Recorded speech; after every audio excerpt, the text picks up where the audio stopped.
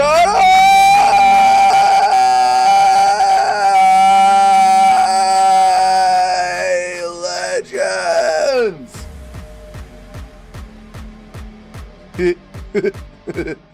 G'day, boys! What's good? How are we? How are you, Turkey? Good to see you, sir. Hello, Eric. How are you, mate? What's up? What's up? What's up, Christian Gray? Bosh. The awards, Eric. The awards. You win them all, Eric. You win them all. What's up, M4 operator? How are you, sir? Rocky. Drago. What's going on, Drago? Low quality camera or just the lights? I don't know. I think it's something different with the settings, to be honest. The app had an update and it's changed some of the settings again. Remember last year how everything was like super red and weird? Remember that phase that we went through where everything was like a little bit red? Well, now everything has got a little bit of a sheen to it, like it's a bit lighter than it used to be. Doesn't it look a little lighter? It looks like instead of red, they've gone with like a pink mist or something. I don't know. They keep updating the kit. Camera settings and audio quality are lower than usual. The audio should be exactly the same. The camera has had some sort of update. I don't fucking know, mate. I don't know. We'll figure it out, mate. We'll just keep pressing on. Look like the Turkish hair transfer from the money you robbed looks mint. Yeah, you guys, you know, I'm also not wearing a cap today, so that'll throw you guys off a little bit. Me not wearing a cap. I also think the camera is slightly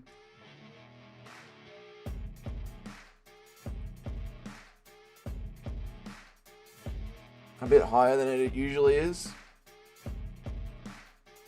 We'll blame the update today. I don't control it. I don't know what to do. It's happened before. We've been through this before, where the camera settings have changed before. We've had 3 errors I've noticed with this camo software. This Cameo is what I used. We've had 3 errors with this. One with like a super light, then a super red, and now it's gone back to like a reddish sort of a pink error. I don't know, but anyway, doesn't matter. We're talking about MMA. That's what we're talking about. Hello, James. It really doesn't matter what the camera is. Enough. Niet. Nothing. Enough of that. We are talking about MMA for Christmas. We have been given the ESPN Best of 2025 MMA Awards. They have given us their official awards. See, now I'm too high. Now my head isn't in it. Has it changed the frame or something? What is going on? Now my whole head isn't in it. Now it's slightly too low. What has happened with the bloody... Anyway, it doesn't matter. I think that's just Dougie bringing back Ebola because he loves them. Ebola. I don't love Ebola. The camera setting and all the quality of that autistic giggle. We love the giggle, don't we? Doug, what is your favorite version of the classic White Christmas? I don't know. Lines? Cocaina? I'm just letting you know, mate, not telling you how to fix it now, even though you could fix it, you couldn't fix it. You don't know how any of this works. I don't know how any of this works. Frank Sinatra is mine. Oh, yeah, I don't mind a bit of Frank Sinatra. I prefer a good Michael Bublé Christmas. I'm a Michael Bublé fan myself when it comes to Christmas cheer. The Canadian Chad, Michael Bublé. There you go. Yeah, Christian Grey and Michael Bublé Christmas album. Baby, It's Cold Outside. I don't care that it's a little bit forceful. I don't mind it. I like Baby, It's Cold Outside. I think it gets thrown under the bus too much. You know, she eventually agrees to it in the end, and she's quite happy that she stays outside because it is indeed cold. Forehead is looking extra big today, and that is not the camera's fault. It's just because I'm not wearing my cap. I've just gotten out of the shower and I'm feeling fresh. I've been to the gym, I've gone to work, I've had a shower, and I'm feeling fresh and I'm feeling clean. And now the internet's going to bully me about my appearance. All is right in the world, chat. Merry Christmas to you, Alex. Merry Christmas to you. Tomorrow is Christmas Day in Australia. It is Christmas Eve here now, which means tomorrow morning we've got a very special live stream. I've got something very fun planned for tomorrow morning's stream. It's going to be great. We're going to be opening presents for UFC fighters. I'm going to put a bunch of presents in boxes and then open them on the live stream with the UFC fighters. You know, one of those like UFC Valhalla things that we do. One of those like wastelands of the dead things that we do. I'm going to have photos of MMA fighters with a box in their hand, and then I'm going to delete the box, and then it will be their presence. It's going to be a bloody hilarious time, chat, I tell you what. Bobby Mays, what's up, Bobby Mays? Are you ripping womps again? Bosh. No white stuff in between your hands today? No, I've had a shower. No white stuff in between my hands. I'm all clean, mate. How are you, UFC Master? Good to see you. It's going to be a dick in a box. Some of the fighters are going to have a dick in the box, I tell you what. Let's go, local music lover. Good to see you, mate. How are you, brother? I hope you're doing well. A Diddy collaboration? No, not that special. Not a Diddy collaboration. Michael Bublé was born an hour away from me, so we're pretty much besties. Oh, that's bloody great, mate. Good for Michael Bublé. I do enjoy him. This girthy stream was promised to us 3,000 years ago. I don't know if it'll be a girthy stream. We'll see what happens. We'll look at the UFC awards. We'll tell them that they're wrong.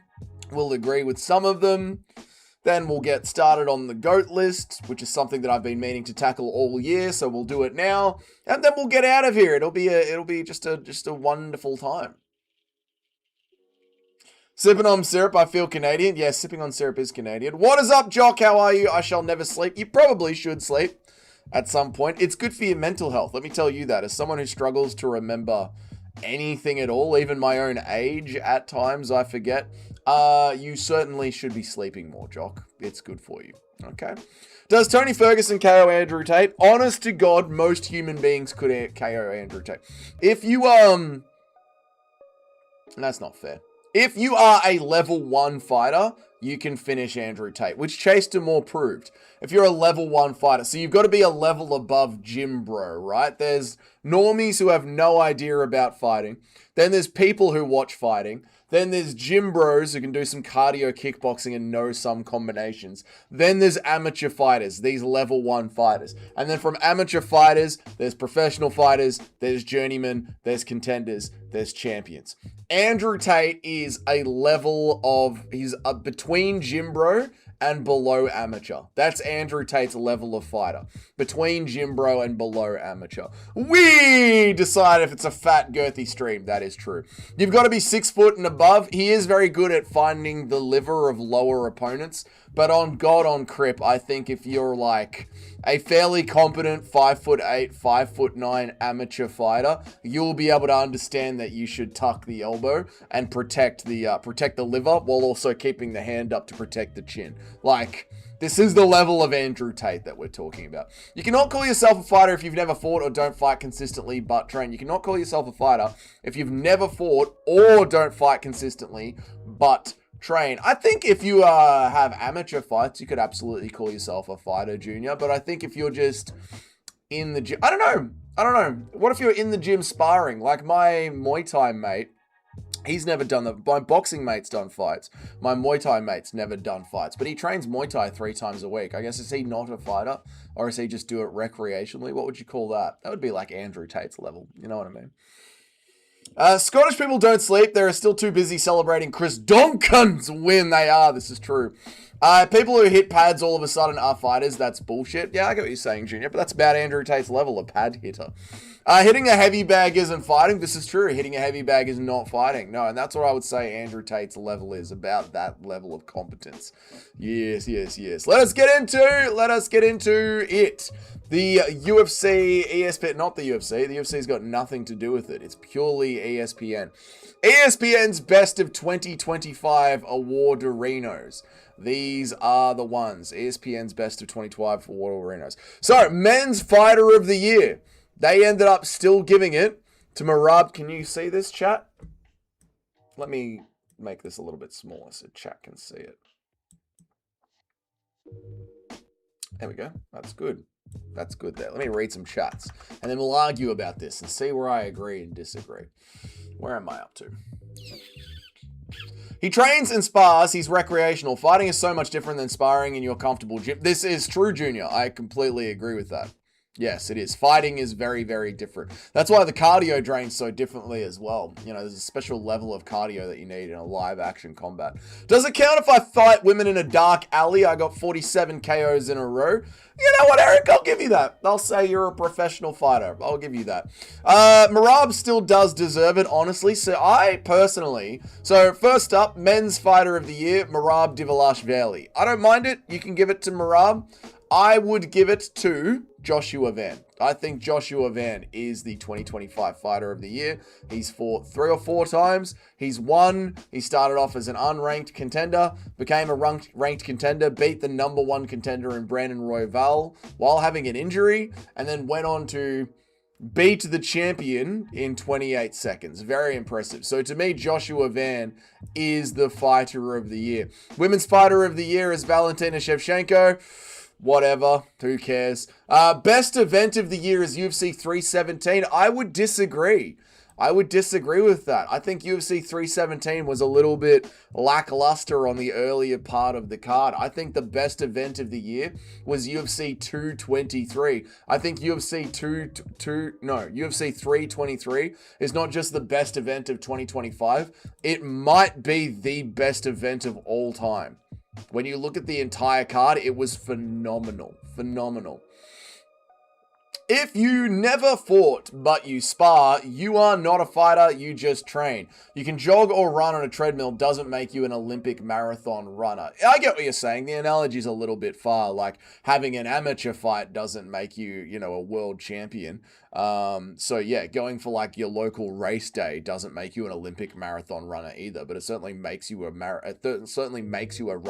if you're having your local race day. But I get what you're saying. I agree with your general premise there, Junior. That yeah, if you're not actually in fights, you're not a fighter. You're just someone who recreationally trains fighting, like trains sparring, play fights essentially. You play fight. The Bryce loss versus Silva was AI, so let's not talk about that one. Oh, Bryce versus Gene Silva, I know. Submission of the year, Gene Silva ninja chokes Bryce Mitchell. I don't mind that one. At all. He did leave Bryce Mitchell dead there and then barked over him. That one was brutal. Fighter of the year was clearly Duncan versus Rebecca. Yeah, you're very obviously biased, Jockin. Good for you. Scotland forever. It wasn't the fight of the year, but good for you, man. Van is the fighter of the year. I think Van is the fighter of the year. I think Van is the breakout fighter of 2025. I think Van versus Royval might be the fight of the year. Or the fight that was on Contender Series. Like, this is the ESPN MMA Awards, not the ESPN UFC Awards. So I do think that the Contender Series fight can win Fight of the Year. This isn't the awards for the UFC. This is the awards for all of MMA. So not everything here has to be a UFC fight. It just, the best shit happens in the UFC. However, I think the fight of the year was on Contender Series. Pretty good argument for Van for fighter of the year. I mean, if you're going to have it as Merab, if you're going to have it as, say, your one, Duncan versus Rebecca, like all these little things, we're splitting hairs here. Like, we know generally what the top 3 nominees are for every single one of these, right? We have an idea of what the top 3 are, and it really just does come down to like personal preference, doesn't it? Obviously, Bay Valentina wins again. Women's fighter of the year. I mean, you could say it's Natalia Silva, one of the best asses out there. You could say it. Eric, the bum of a thing champion. Women's fighter of the year doesn't matter. Literally doesn't matter.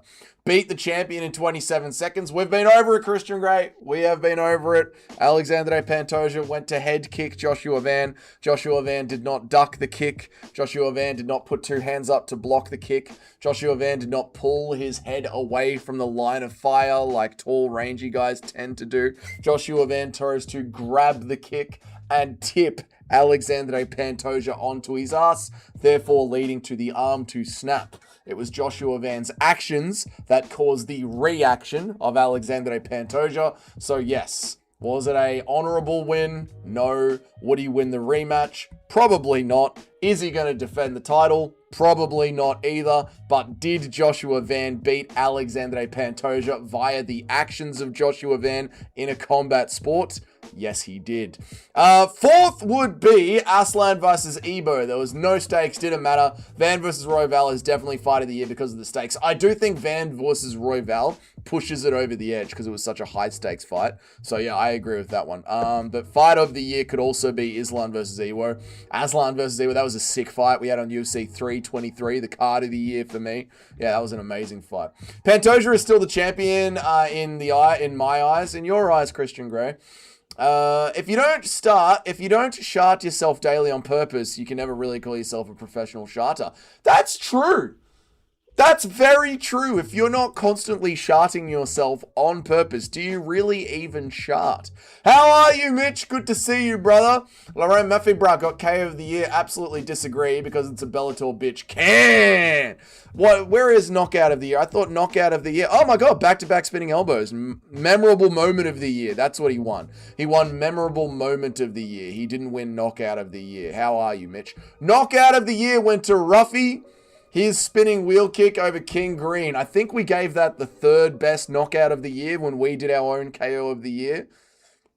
I think we gave KO of the year to... You know what? I've got our... Who did we give KO of the year to? I've got it right here. I've got it right here in front of us, Chatterton. Let us have a look, chat. This was our top 30 fighters. This was the Lucas Tracy Modern Fighters Are Wrong argument.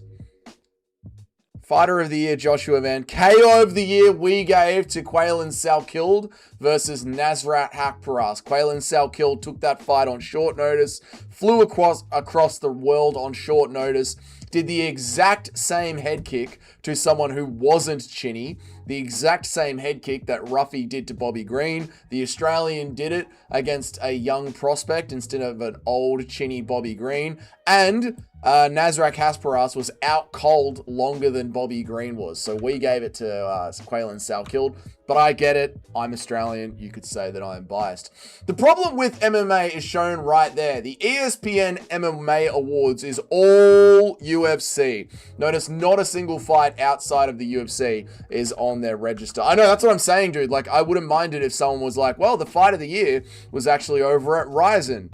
Or the breakout prospect of the year was someone at one championship. Like, these things are possible. So, to me, the fight of the year can go to a contender series fight.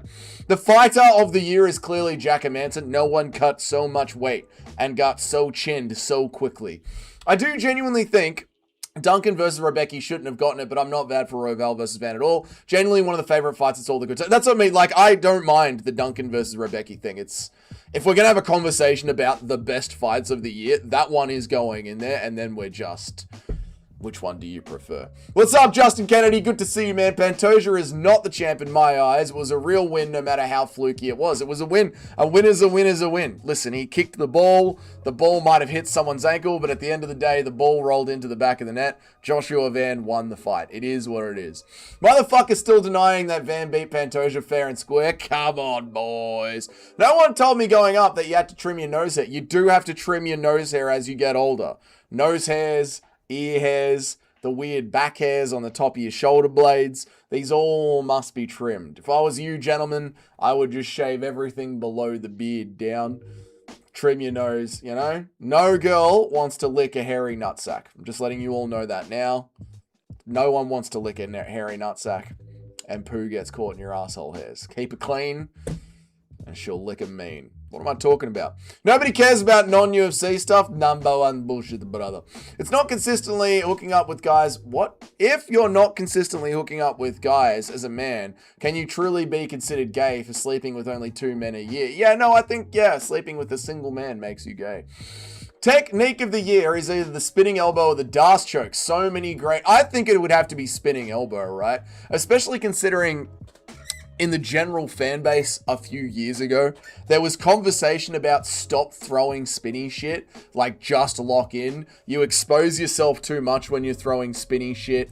It very rarely lands. You're gassing out by throwing spinny shit. I very much remember we had this conversation maybe a year ago. We were talking about anytime we'd be doing a watch along, please stop throwing spinny shit. And now spinny shit is... the top S. I was just watching Guru's video on tape. Spinny shit is the top S. It's top G shit.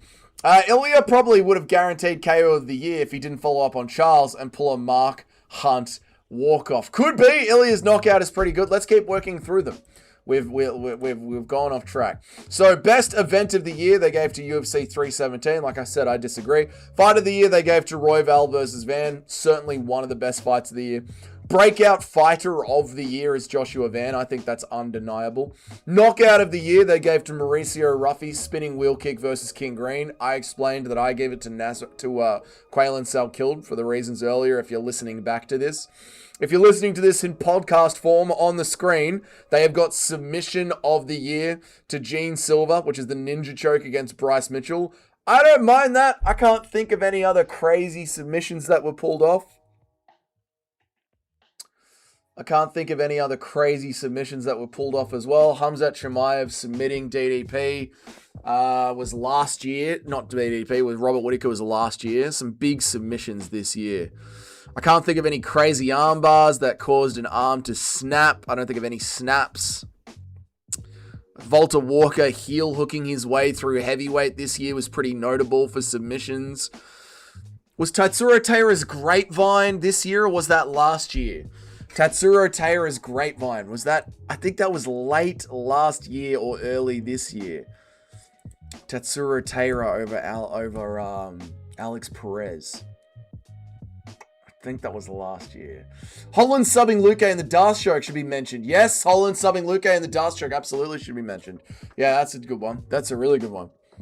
Yeah, I think that was it. That was last year. The buggy coke on the American Gangster. The buggy choke on the American Gangster. You know what? Submission of the year, you could talk about Craig Jones doing Chael Sonnen 3 times in a row with a buggy choke. Is actually something that you could slot in there. Again, this is the MMA awards. This isn't the UFC awards. So for all of mixed martial arts, Craig Jones getting 3 buggy chokes on a row on Chael Sonnen is absolutely worth a shout out. That's for sure. Let me read some more chats.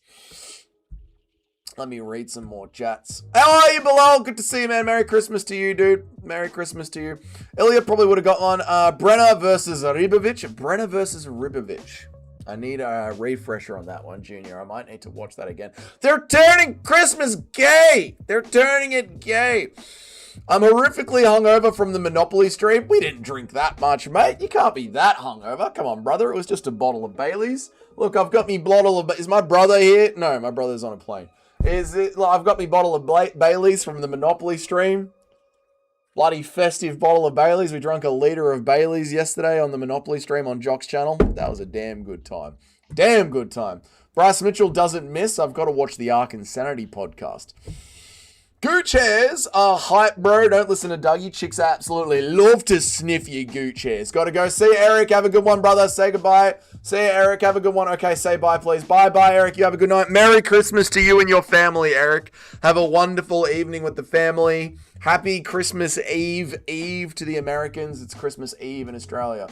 Is there still no Debut of the Year award? Looks like there wasn't a Debut of the Year award. Van made Pantoja verbally submit and cry out in pain. This is true, mate. Buggy choke on the American Gangster. We did that one. Talbot submitting Frank Ocean. Submitting to Frank Ocean. There you go. You think buggy chokes can be effective in MMA? Seems like a good counter to side control. No, I don't think so. I think there's a reason that we've never seen them. No.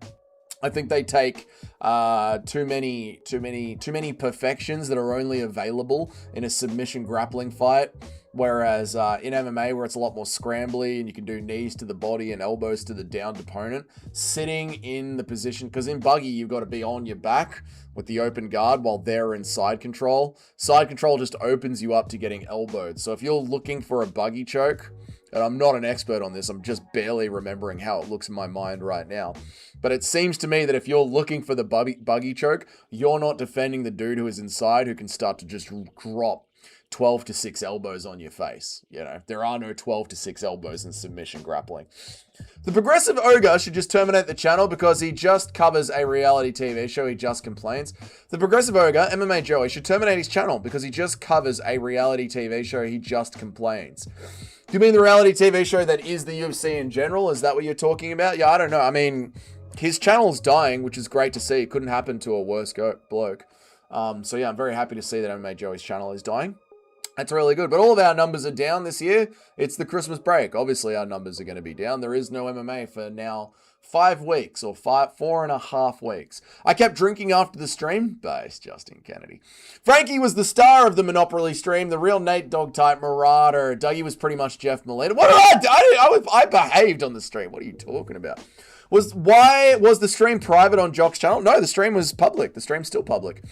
How dare we say happy Merry Christmas, boys. Bro, you watched the first few minutes of that last Bryce Mitchell podcast episode and you're like, yo, I'm watching the whole thing. He started off with a bang. I'll check it out tonight. Describe a Serbian Christmas. Pastries. Rakia, which is a plum alcohol. Swearing, fights. Abuse at the other family members. Chivup, which is several meats rolled into one with a bunch of herbs and spices. It's quite good. Paddy the Batty champ by 2026. Yeah, we've got to make our end of year predictions as well. Where the hell is everyone? You got 9 viewers. Usually it's like 30 or 40 viewers. Well, I don't think the notifications would have gone out because I did a stream this morning. Also, it's late in America. And also, who cares? What's the news today? Is there any news today? No, there's no news today. There's no MMA. The streams are going to be quiet, but that's all right. I'm going to keep rocking up. We're going to get through it. We're not just going to kill the channel off because it's the Christmas break. We will press on. We will survive. Don't worry about it, boys. So we got Ruffy. Right, back-to-back spinning elbows was the moment of the year, the honorable moment of the year. Honorable moment of the year. Back-to-back spinning elbows at UFC 319. Is there a bigger moment of the year? A bigger moment of the year. Over the whole year, a bigger moment than 2 spinning elbows.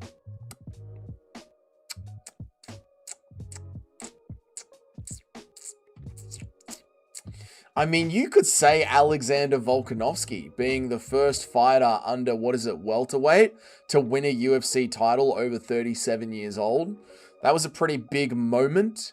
You could say Alex Pereira with the underdog win at a UFC championship fight was a massive moment. What were the odds for Alex Pereira versus Magomed Ankalaev? What were the betting odds? Alex Pereira was a pretty heavy underdog in that fight. He came back and got the win. Moment, big moment of the year.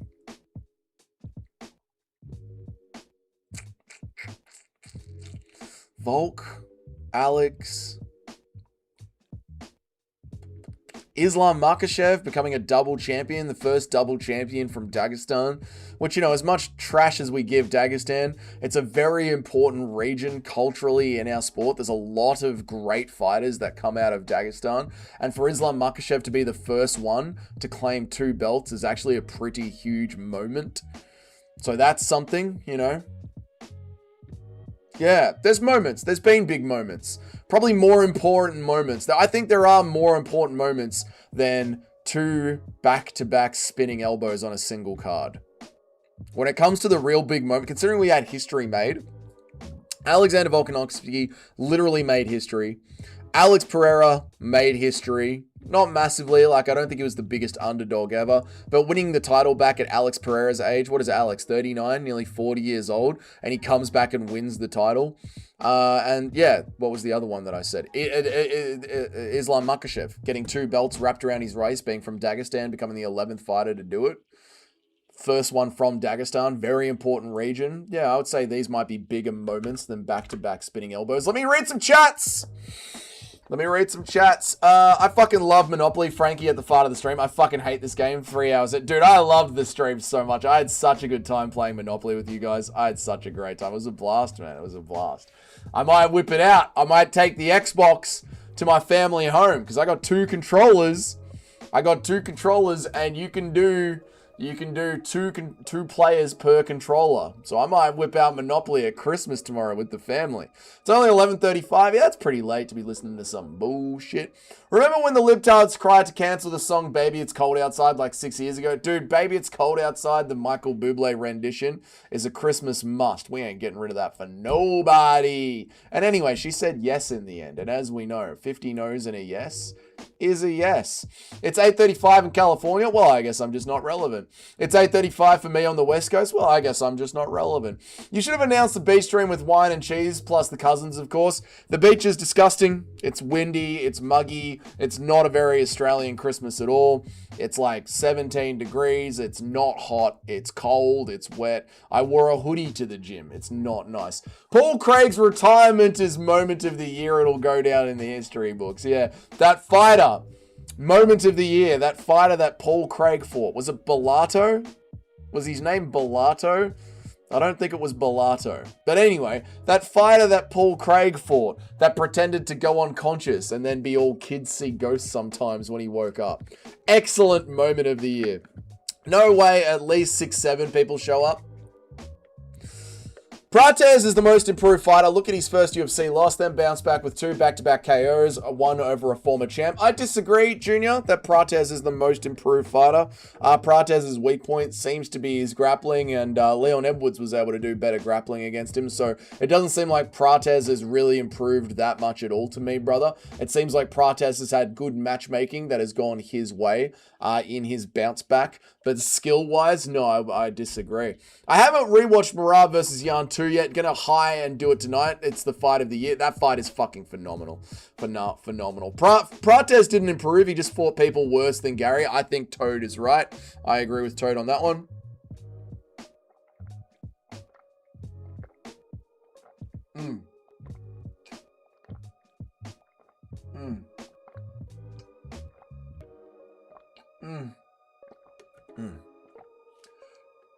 Oh my god, yes.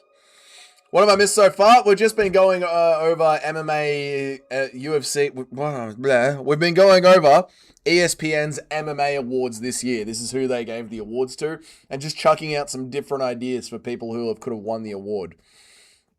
Bilal, that's what we've been doing. Lopez, what am I talking? No. Islam yelled like an inbred freak after he won, so he loses the belt back to JDM. No, look, we can call Islam Makhachev inbred. We can call him a freak. We can call their fans annoying. But Dagestan is a very important part of the MMA community.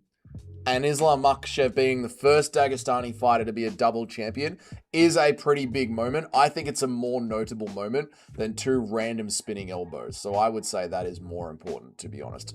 Fair credit where there is meant to be fair credit. Lopez chinning Silva with a spinning kick elbow after getting beaten up in that round is a pretty huge moment. Lopez chinning... Yeah, the Lopez when he was down in that first round and then he pulled it out of the fire and came back. Yeah, I agree. That's a pretty big moment. I'm hearing that all the fighting nerds all broke up or something. Is that real? No, it's just Ruffy that's going his own way. The rest of the team is still together as far as I know. Davidson Figueiredo's fan page. Merry Christmas to you, brother. You don't even need 2 controllers, Dougie. The whole fam can play with 1 controller. Well, fuck me sideways in the back of a Toyota Hilux, Jock. Looks like the family is going to be having a war tomorrow over the old Monopoly board. You'll love to see it. It's 1 a.m. out here in New York City. Well, thank you for being here on my channel, Junior. I really appreciate it.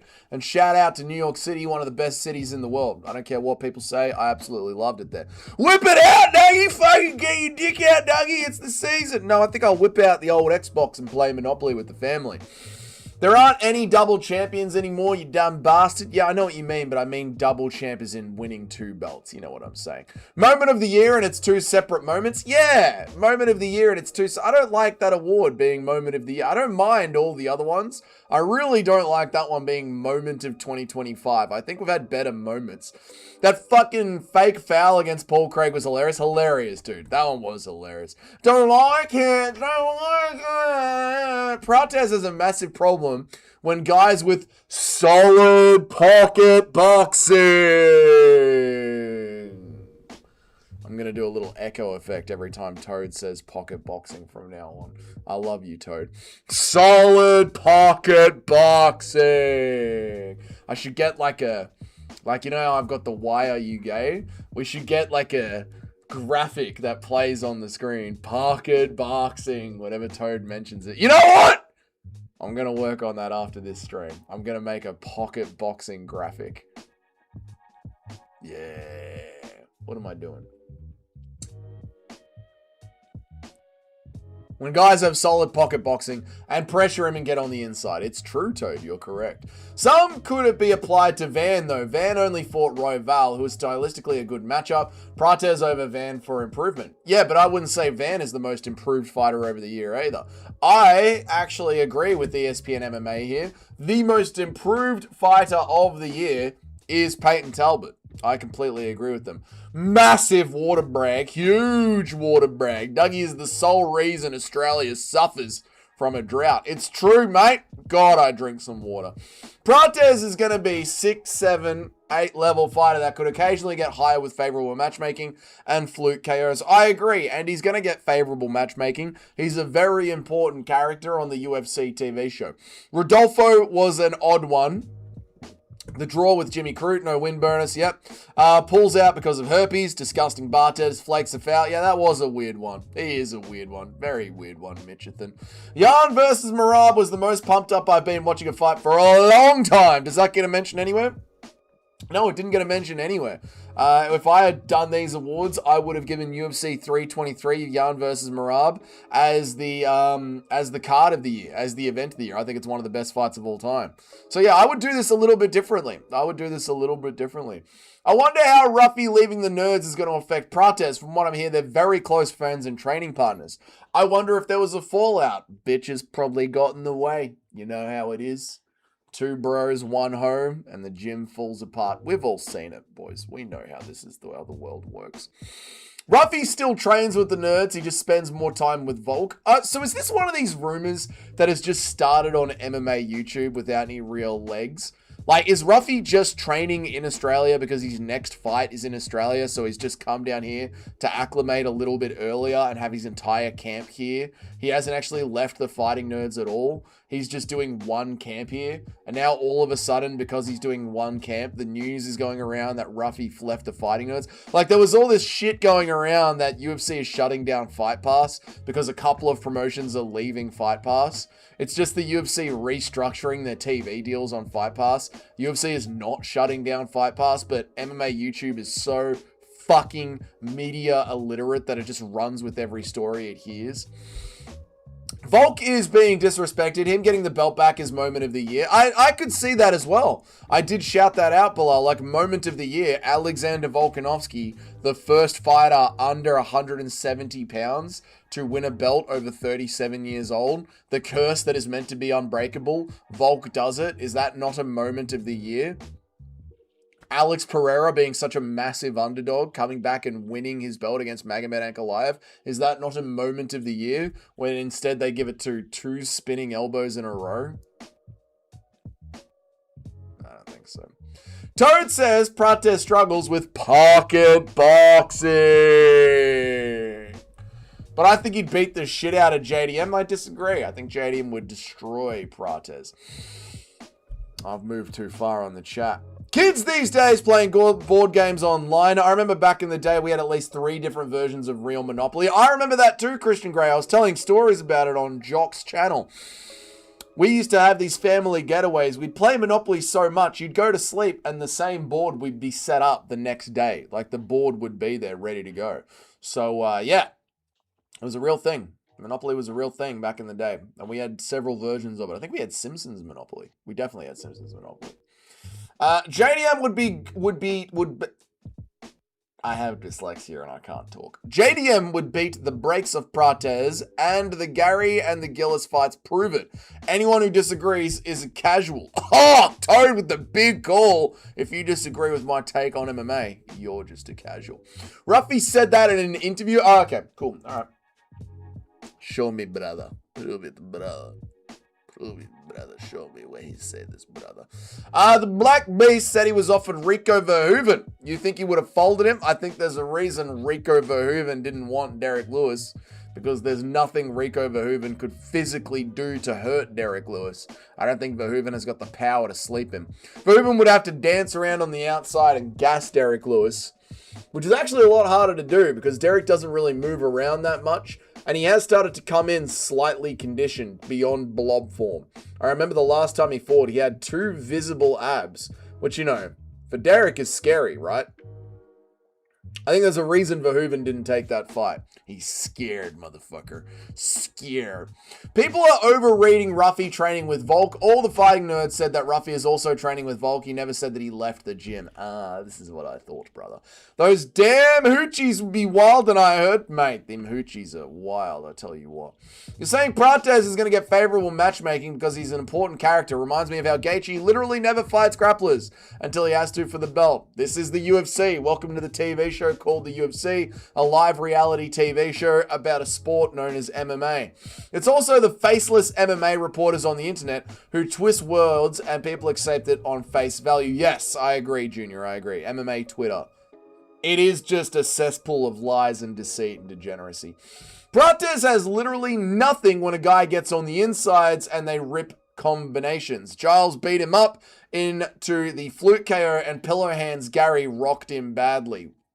You're right, Toad. I don't disagree. I'm riding with Lopez for the Volk rematch. Terrible pick. I just have a feeling this time. I don't blame you. Volk's got a year of ring rust. Lopez has stayed active. Lopez can work on a few things. Lopez nearly had Volk finished in the 4th round. I'm obviously going to continue to ride with the GOAT, Alexander Volkanovski. But yeah, I don't blame you for picking Lopez. Board games! Has anyone watched the IT Crowd? I've not watched the IT Crowd, but I've heard of him. Dougie is so old, he remembers playing Monopoly via candlelight. I have played Monopoly via candlelight, actually. Listen, the power used to go out. Melbourne has horrible thunderstorms. Known for having some of the most insane thunderstorms in the world.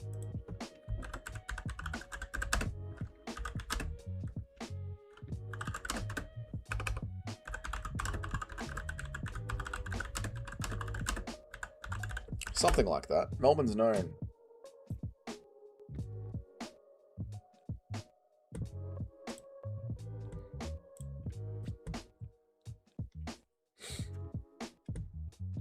Let's have a look. The claim that Melbourne has the most thunderstorms in the world is incorrect, so not the most. However, Melbourne is widely recognized as the thunderstorm asthma capital of the world. Thunderstorm asthma. Health phenomenon. Thunderstorm asthma events that occur on a high pollen account. This is true. We do have very bad hay fever here. Yeah. High pollen count day coincides with a specific type of thunderstorm. The storm high winds and more. Okay. All right. Okay. Extreme weather events. We do have a lot of thunderstorms here. Quite a lot. But obviously not the most in the world. But a few. Let me move on. Read some chats. Who cares? It's an MMA channel. No one cares about thunderstorms, Dougie. Lock in.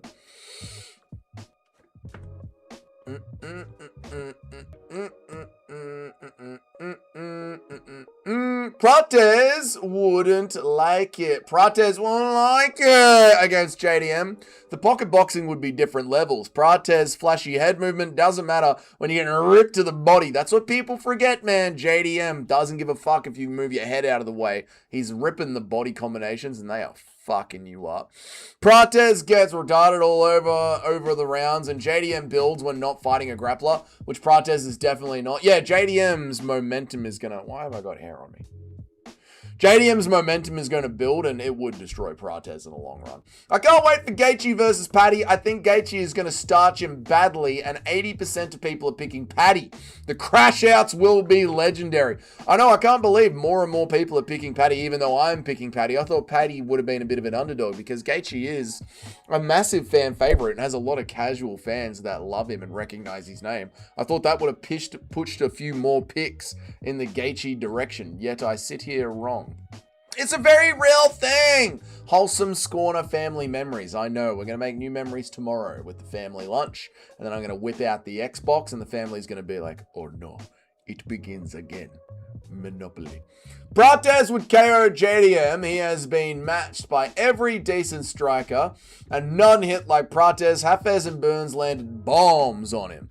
Holland was able to keep JDM off him and Bilal matched his output. This is the biggest cope in the world. Bilal matched JDM's output? No, he didn't.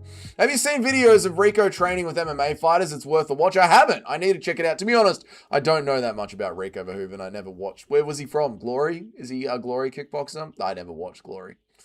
I watch Cage Warriors, and I watch BKFC, and I watch Eternal, and I watch the UFC. I don't ever watch Glory. Gaethje's only been subbed 2 times in his entire career. One was by Khabib, and one was by Oliveira. Paddy has nowhere near the same level as grappling as either of those 2 guys. Yeah, but Gaethje doesn't get match made with that many grapplers. You know, this is the thing. Lightweight is all generally strikers until you get to the Khabibs or the Oliveira. Prates literally need Giles' body into oblivion. Gary angled off with his boxing and mixed in the takedowns. JDM would get sniped by Prates. No, JDM would easily chew up his body. Easily chew up his body. All you have to do is win rounds against the fighting nerds besides Kyle, just to make them slightly uncomfortable. Prates just quit and played to the camera when Leon started playing to the camera. When Leon started playing to the camera, Prates just quit and played to the camera. Prates just rode out the round safely, I think. Davidson Figueiredo's fan page. He saw how much time was on the clock. He saw that he wasn't in a dangerous position. He decided to just clip farm. Another day goes by and there is still no Sean Woodson fight announcement. Give it time, Jock. There will be. Sean Woodson will crawl out from under the bed and back into the octagon. People seeing Prates take a couple of punches from Guile suddenly he struggled against Giles. Yeah, that is the way the MMA fan mind does work. But, you know, JDM is a much better boxer than Trevor Giles. Thunderstorms are dope. Do you guys do beach camping back in the day? We did do beach camping back in the day. Yes, we did. We did. My mum and dad don't really go camping anymore. They're too bloody old for it. But they instilled the love of camping in me. And now we go out in the van. This is one of those things where the Plant program has convinced the insane MMA fans that Prates lost to Gary because of grappling, because that's not even close to what happened. Yes, Gary stayed on the outside and was able to choose his pocket shots on Prates. This is true. Prates also builds momentum. He builds into fights if you don't grapple him. You can tell when Prates has his reads down, he does that little hopping motion. He does. That is true, Junior. He does do that. But that's all right. That's why it's a perfect matchup for him versus JDM. Do those little hoppy motions, and then JDM just sneaks in underneath. Does Australia have any good pieces of infrastructure? Motherfuckers don't have internet, and the electoral grid is shit. We have a great football oval that is world class, and at one point, some dude decided to build a house for opera to happen in.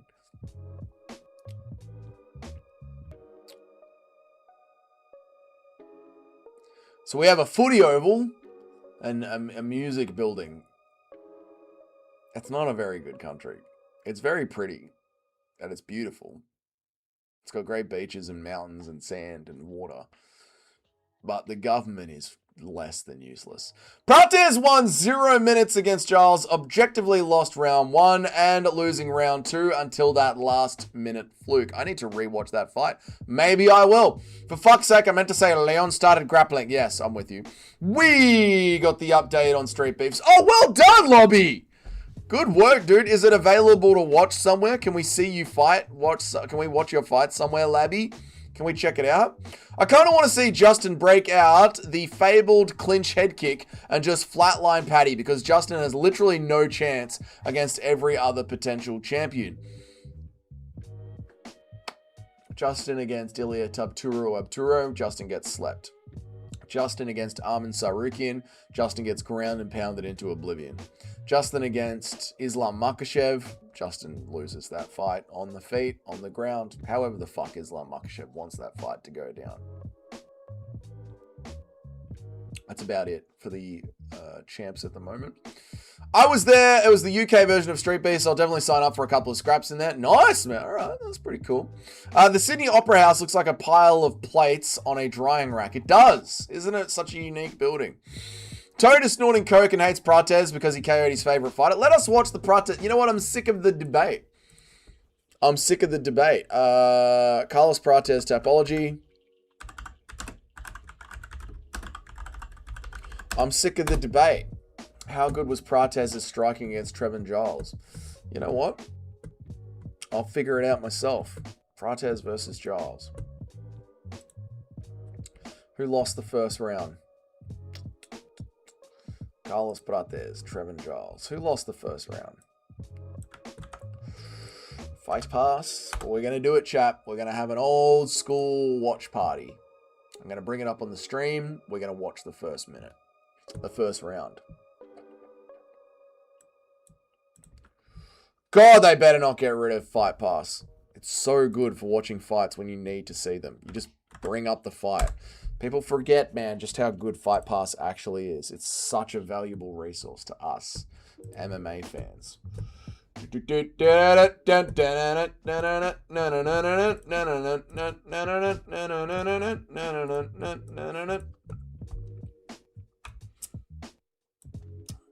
We're gonna sort it out once and for all. We're gonna sort it out once and for all.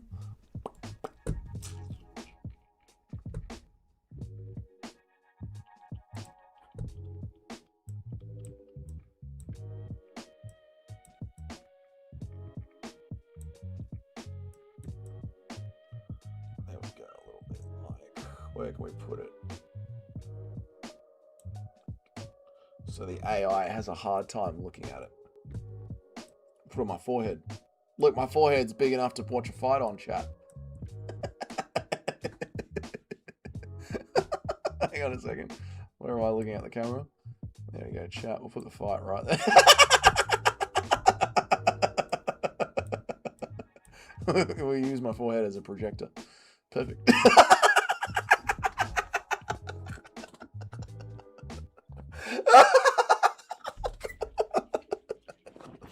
What a fucking idiot.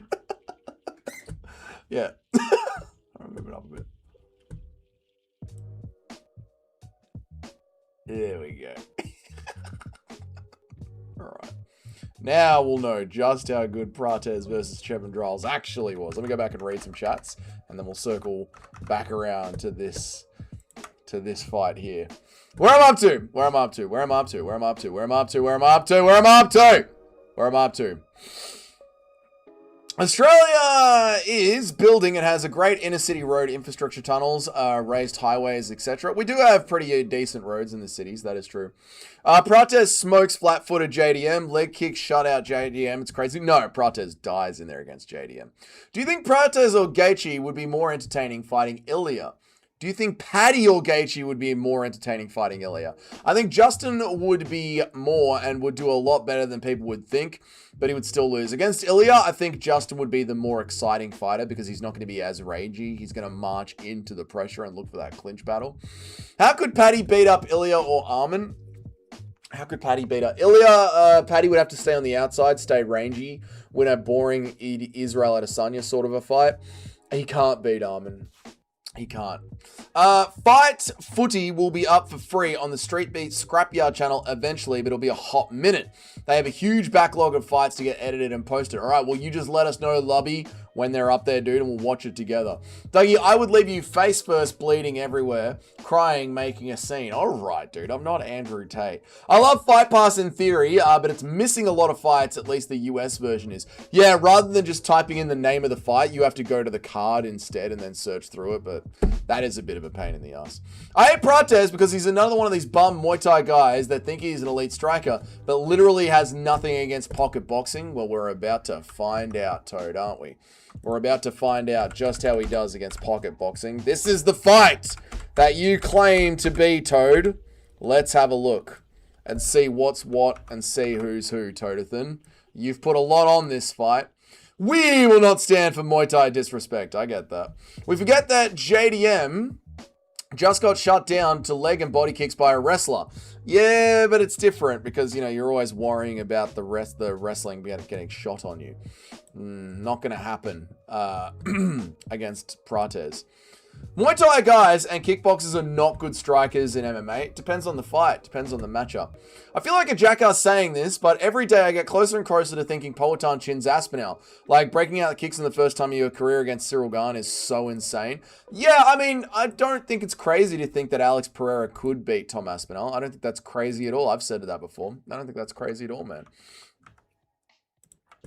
Also, Jose Aldo comes from Muay Thai. This is true. I'll rest my Prates fight on your forehead. Yeah? Yeah? All kickboxing? Yeah, they are all kickboxing. That's what I mean. It depends on the matchup. Can Ilya beat Miami-based fighter without a law degree? No, he can't. And how many times can we say Alex is going to get grapple fucked before proceeding to not be taken down one? I know, that narrative does need to go out the window. Like, Alex might get grapple fucked against the best grapplers ever, but otherwise, no. Imavov is a Chad pocket boxer, which used to sleep mid-striker Izzy. Imavov, Chad. You can't pocket box when you're eating knees. True, alright, this is the first round. It's all been low kicks. The most cuck moment this year was Merab getting 30 takedown stuff and then said, "We tried to make the fight entertaining." I know, dude.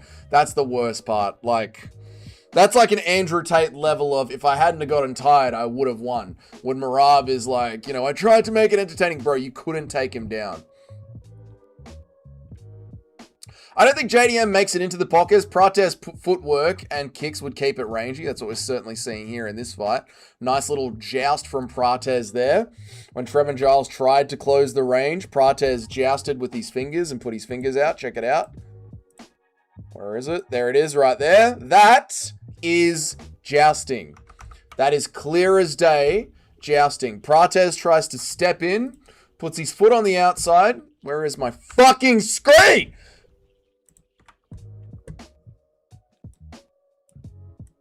Right there.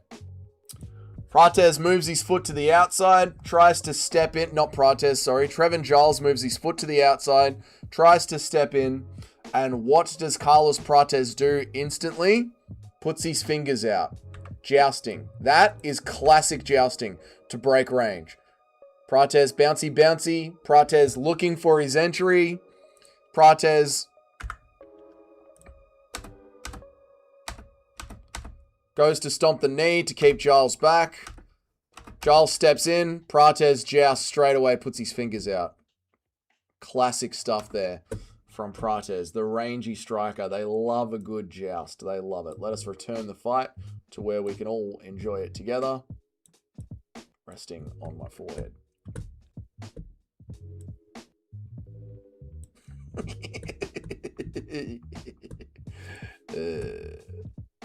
Good stuff. Let me read some more chats.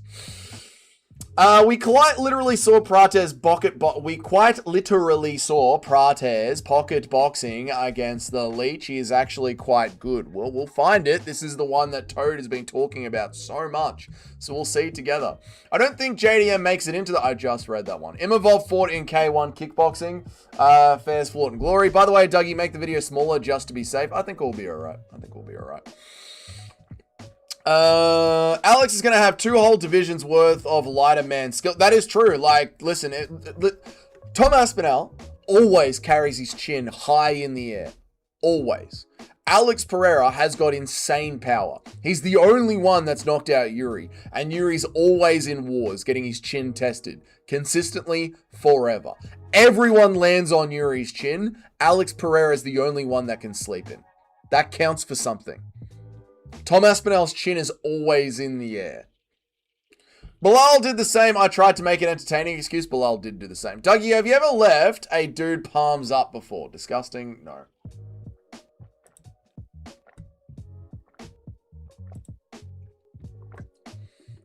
I jousted hard earlier. Fun, Johnny.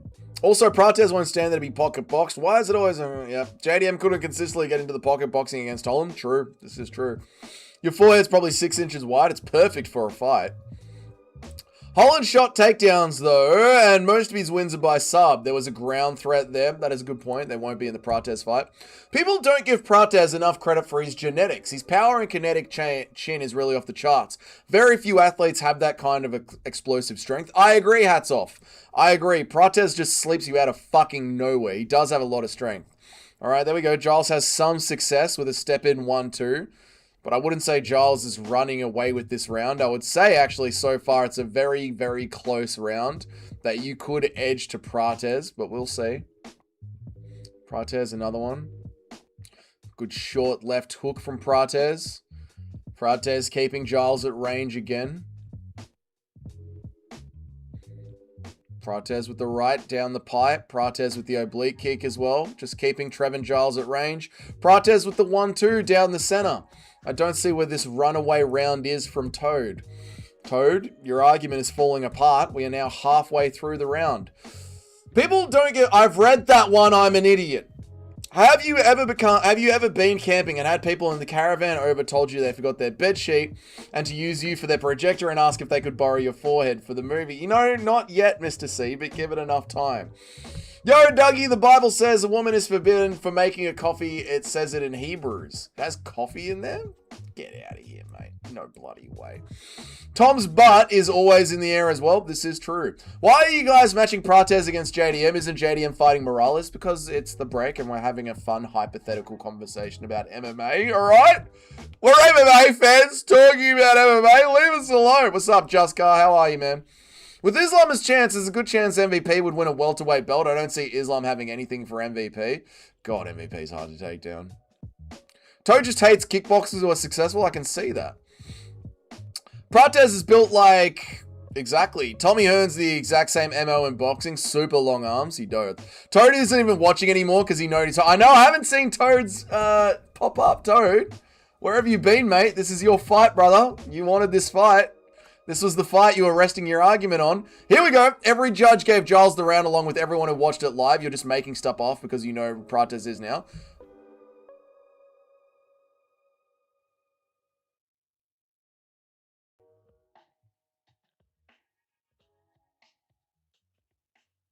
Toad, we're literally watching the fight. With you. Live. What do you mean we're making stuff up? Giles has landed a good 1-2. Down the center. We're halfway through the round. Toad, what are you talking about? Andrew, Toad, what are you talking about? We're just making stuff up. You said this was the fight and the round where Trevin Giles got the inside pocket boxing edge over Carlos Prates. So I pulled it up to check. It's been half of the round. Trevin Giles has landed a good 1-2 so far. Toad, what are you talking about? Let me read everyone's chats and then I'll circle back around. What's up, Just Car? Good to see you, man. How are you, dude? With Islam as champ, there is a good chance MVP would win a welterweight belt. I've read this one. Prates, I've read this one. Toad is not. I've read this one. If Prates could smoke a durry on the stool between rounds, he'd be all about it. He'd love it, mate. They do it in Thailand. And by the way, why would JDM take the Morales fight? That's kind of a nightmare matchup. JDM would be better off fighting Shavkat. Bro can't be serious about it. The MVP call there. I think JDM wouldn't mind another striker in his first fight back. MVP makes a mockery out of Prates, and that's a fact, mate. Does John Pork win his first UFC fight? Depends who they match him up against. Who have they matched him up against? Judges can be wrong. Judges can absolutely be wrong. There's a good shot over the top from Trevin Giles. The clinch exchanges in Shavkat versus JDM would be the stuff of... Oh, the knees in that fight would be amazing. Toad is the Andrew Tate of breakdowns. MVP is really good at the back of the hand combo. This is true. Yo, Doug, you remember DJ Eden? No, he didn't. Stop it, Sniff. That's another good one from Giles over the top there. Not exactly... in the pocket boxing is that though. Like, that's not exactly pocket boxing. That was a looping shot over the top. You see, that's a looping shot over the top. This isn't in pocket boxing. Right? And I don't even think that shot landed, to be honest. Where are we at? 221, 220. I don't actually think that shot landed. Hang on a second. Let me bring this up. Let me slow down and bring this up. I think this big looping shot over the top didn't even land. Hang on. Oblique. Steps in. Hits the ear. The two hammer fist comes and hits the guard. And then over the top. Doesn't hit. Doesn't hit. Doesn't land. Prates gets it right out of the way. Doesn't land at all. 221, 220. Watch this combination again. This is Trevin Giles' best combination so far. You got an oblique kick. That Prates kind of gets out of the way. Gets his leg out of the way. You got the jab, which Prates moves his head out of the way of and sort of glances the ear. You've got a hammer fist coming in, which lands on the guard, on the forearms. And then you've got this big looping shot over the top, which Prates, his head is moving out of the way of, and he cleanly sweeps out of the way. So we've now got 2 minutes left on the clock. Trevin Giles has landed 2 good 1-2s, and this combination which really did nothing and wasn't even really inside pocket boxing. It was more winging shots on the outside as he rushes into range. This is the breakaway round. I think Chanko versus Quaylen is such a good potential map up for Chanko. It's just so low in the rankings, it's probably not going to happen. Yeah, Chanko's first fight in the UFC is not going to be against Quaylen Salkilled, who just took a short notice fight halfway across the world in the Middle East and slept someone and left them unconscious on the canvas for like 2 minutes. They're not giving fucking John Paul Quaylen Salkilled. I will donate $500 if you say Jesus is fake and Jewish. No, why the fuck would I turn on my Lord and Savior for money? That's insane, Sniff. Merry Christ Mass to you, by the way, Sniff. Blessings be upon you. MMA fans are obsessed with pocket boxing. Toad is obsessed with pocket boxing. If memory serves, didn't Cannonier have MVP clinched up against the fence for a big part of the round? I don't think Cannonier ever touches you like that. Islam is just going to do terrible things. Jared Cannonier is very big and had MVP up against the fence, but couldn't take him down. No matter how much he was trying to pull MVP down, MVP was able to stay on his feet and float up. Jared Cannonier is a lot bigger and a lot heavier than Islam Makhachev is. The best thing Islam's going to be able to do is press MVP up against the fence, knees up the middle, maybe find a trip. Hello, my sweet Dougie in chat. Merry Christmas to everyone. How are you, mixed martial artist? Tomorrow we're going to be playing a game on the live stream where I'm going to be opening presents for the MMA fighters. What's Ian Gary going to get for Christmas? Find out on tomorrow's stream. If anyone steals my idea, I'll fucking murder you in Minecraft. Show us your sick Krav Maga moves. No. Does Toad even know what pocket boxing is? Have we questioned him on this? That's alright, we'll let the fight play on. Maybe in the last 2 minutes of the round, there'll be some sick pocket boxing. Dougie, how many men have you slept with? None this year.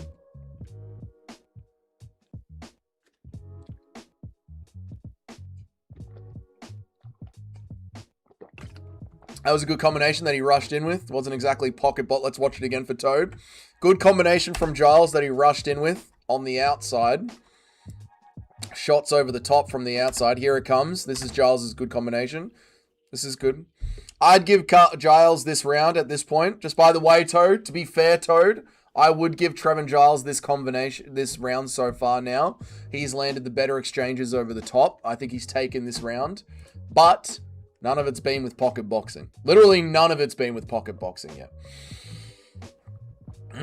Tell your boys to stop being a coward and fight each other. Nolan versus Salkilled. Book it now. I don't mind that. MVP represents the most boring style of striking. True. I listened to Whitaker's End of the Year podcast episode, and that's a pretty good argument that this was a fantastic year for the UFC. So many fantastic fights and finishes. It was a very 50-50 year. There were great moments, but then there was also some pretty horrible moments as well. He would be on the counter. MVP isn't good when he goes first. This is true. Some racist journalists refer to Jared Cannonier as a gorilla. Just because that's his nickname and I won't stand for it, I mean, his nickname is the Killer Gorilla. I start streaming purely to steal Dougie's ideas. Yeah, there you go. Can you open up some presents for your Dougie's Corner characters, like Little Ben Rothwell and Evil Dougie? We might chuck them in there as well. Pocket boxing is code for jacking off. Could be. Pocket boxing is for Andrew Tate fans. Big shot over the top from Prates. Lands on the chin from Giles.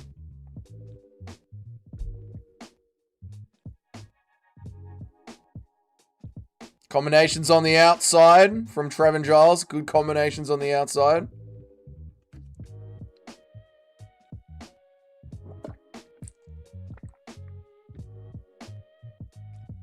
Shot on the outside from Prates. Knee up the middle from Prates.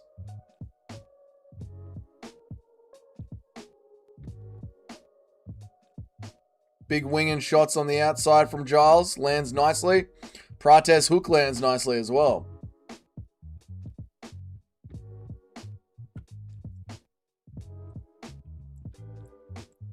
Nice outside shot from Giles.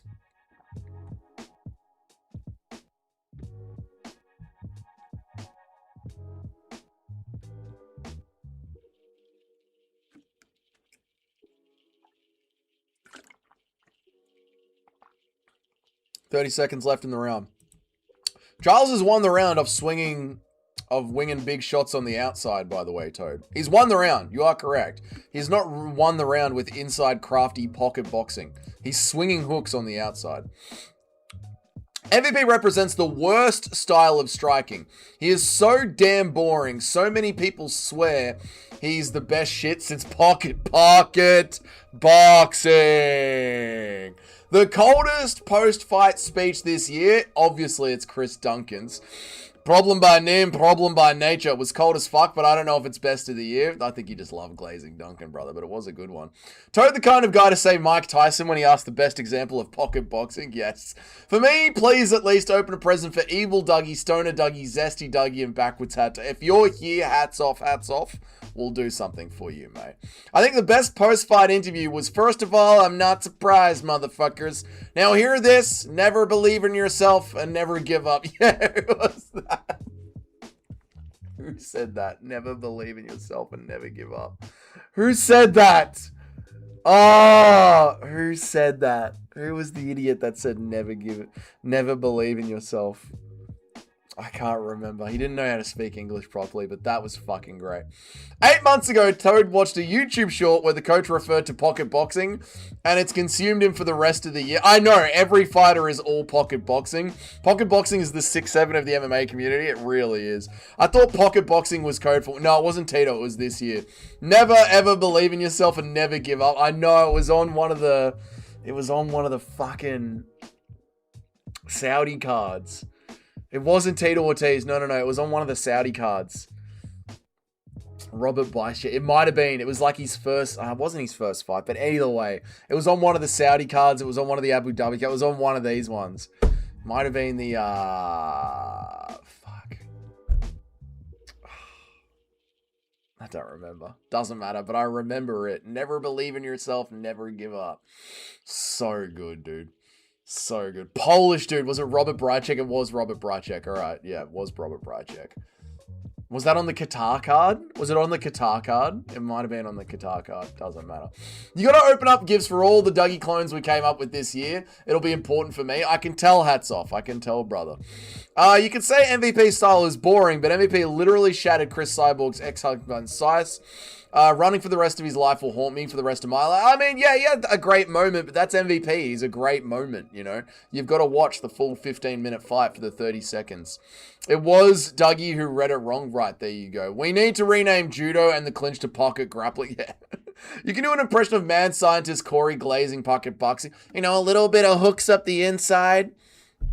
Should we define, like, what pocket boxing is, right? Dustin Poirier, pocket boxing. Yes.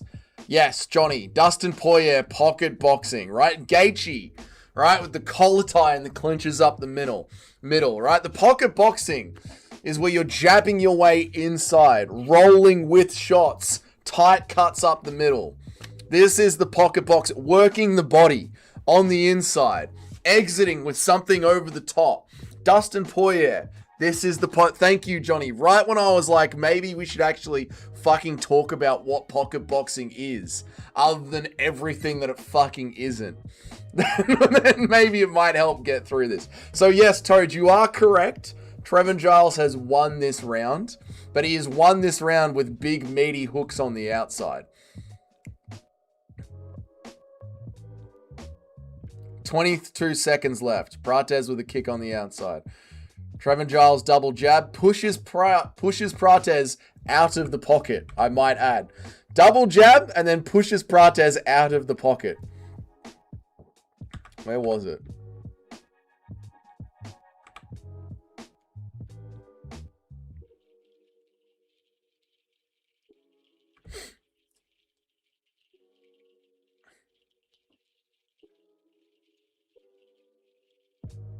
There it is. Jab, pushes him away, back at range. Jab and pushes him away, back at range. Jab, push. Jab, push. Keeps him actually out of the pocket. Actively keeping him away from the pocket. Ilya is the best pocket boxer in the UFC by far. Devastating, for sure. Devastating. Can you do an impression of Zesty Dougie pocket twerking? I wish you were in my pocket. Let's play prison guards.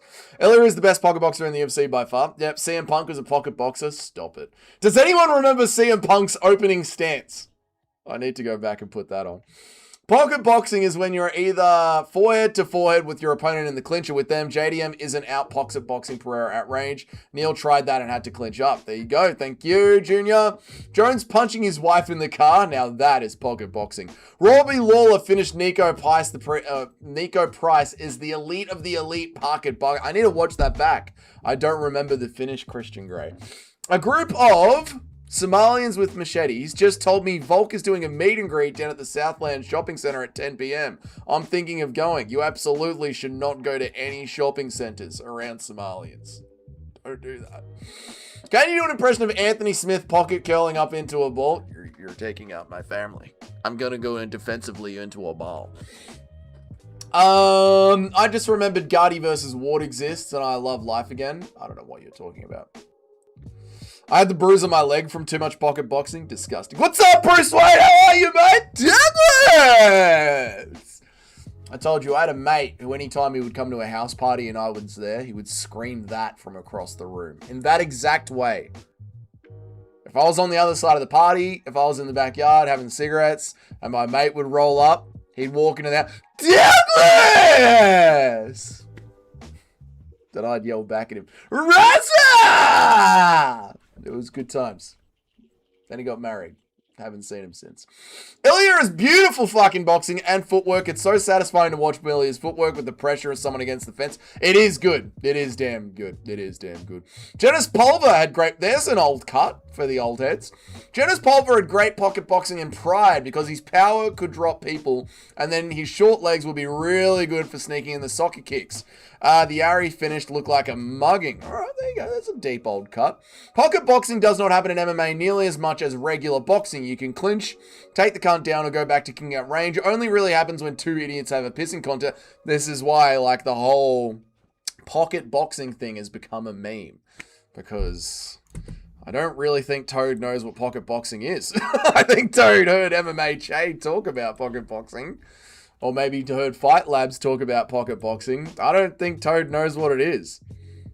Because this round has not been won by Giles via pocket boxing. It's been won by big meaty hooks on the outside. And Giles has actively tried to keep Prates on the outside with oblique kicks as well. So there we go. That's the end of round one, as requested. Literally zero pocket boxing in that fight.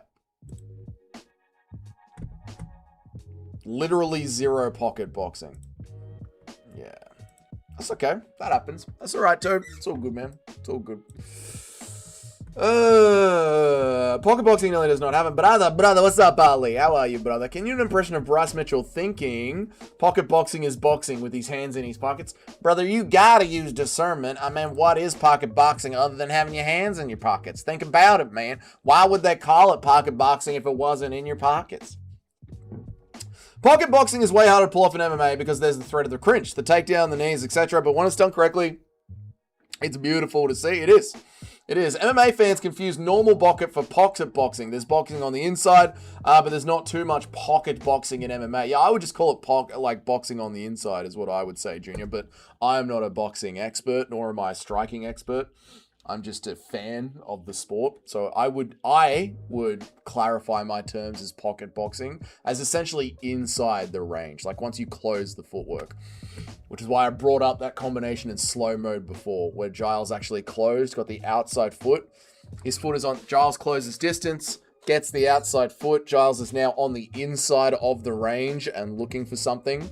And what he chooses to throw is a hammer fist that hits the guard of Prates, and then he chooses to swing, and Prates already steps out of the way and moves his chin back, and it doesn't land. Whereas, to me, pocket boxing would be Dustin Poirier. Dustin Poirier, Philly shell almost. I know it's not exactly a Philly shell, but working his way on the inside, looking to rip to the body, looking at uppercuts, looking at tight hooks on the exit, that kind of stuff. Actually, pocket boxing and MMA, if done properly, normally leads to some kind of instant devastation. Yeah, it's very good when it's done properly. Shocking news, Toad doesn't know what he's talking about. As a former amateur boxer, I can definitely say Toad has no fucking clue what he is doing. I'm sorry, Toad. I'm sorry, Toad. We had to check, brother. It's been so many months of you talking about pocket boxing. Is Toad even in the chat? Toad's here. Toad will be here. I'm sorry, brother. I like Toad, by the way, chat. Don't be mean to Toad. I like Toad. Toad's very good to have around. I just think he was wrong about this. Toad even here to say Toad is here. Toad is here. Toad is here. He's probably looking for another fight for me to bring up. Can you do an impression of backwards hat W coming pocket boxing as a boxing bot? Blah, blah, blah, Can you do an impression of Backwards Hat Dougie claiming pocket boxing is the most important part of MMA? Mate, you know, fucking pocket boxing in the pocket is the most important part of MMA, mate. Shocking news. Toad help me. Don't know what they're talking. All right. Dustin has the best use of cross guards in MMA I've ever seen. Look up George Foreman footage, and you'll see Dustin uses the exact same defense. Yeah, what is that? That shoulder defense that Dustin has. I've seen it be referred to as a Philly shell, but even though I know it's not a Philly shell, like the Philly shell is more, you know, the Strickland stance. Can we just watch one of Jock's Amy boxing matches next? We can. Yeah, it's called a crossguard. There, a crossguard. Okay, there you go. Legendary stuff. You know what we should be doing? We should be watching Fight Labs, right? YouTube, Fight Labs. Is it Fight Labs or Fight Hub? Fight Labs, Ilya Tapuria. Because he fucking breaks down fights so good. So good. I believe it's Fight Lab is the channel. Yes! This channel, guys. Okay, alhamdulillah, brothers. If you really want to get into the nitty-gritty, if you're a technique guy, if you're an MMA Che guy, if you're a technique guy, this is the channel for you. Why is my shit highlighted? Why are you all highlighted? Oh, because I did a Google search. That's why it's highlighted. This is the shit. To really get into it. This is the good stuff. Let's look at some pocket boxing. We'll look at Ilya Tapuria. Joshua Van's boxing is so clean. Here we go. Right. You know what? I'll even turn on the audio as well. Let's turn on the audio too. Because if you guys really like, if you guys like technique talk, Fight Lab is the guy for you. Fight Lab is great. Let me read some chats and then we'll do it. We'll watch a Fight Lab thing and we'll break it down. Congrats to Merab. As someone who wanted him to get KO'd, I'm a fan now. How much he deserves Fighter of the Year. Congrats to Merab. I wouldn't give him Fighter of the Year. I'd give it to Joshua Van. But I'd certainly give Merab second place. I'd give him the silver medal. But whatever. Fighter of the Year is subjective. Whoever you want to give it to. I'd give it to Joshua Van because he actually has the wins. I'm surprised to that channel solely for the short. Yeah, it's so good. Like, Fight Lab, what's up? I see you. Shout out to Fight Lab. It's so good. Impression of Dan Hooker thinking pocket boxing is putting two guys inside a really small tent and having them scrap. What's up, babe? We're going to get a couple of dads from the servo, eh? Put them in a tent. Give them $50. It's going to be the best pocket boxing you've ever seen in your life, lad. Joshua Van's boxing is so clean. Let's take a closer look. Pantoja is several feet from Asakura, so he has to cover some distance before he can even hit his opponent. Now, Pantoja's not in the pocket, by the way, here, guys. He shuffles in quickly to close that distance, but that sudden change in movement signals Asakura to retreat before Pantoja not in range. Pantoja not in range. Gets into hitting range. Joshua Van has a different approach. Here we go. Now we're going to see. I haven't seen this short, but I believe we're going to see Joshua Van get inside the pocket.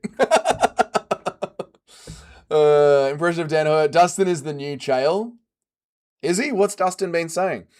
Four title defenses in a year. Merab definitely deserves it. I could see why you guys would give it to Merab.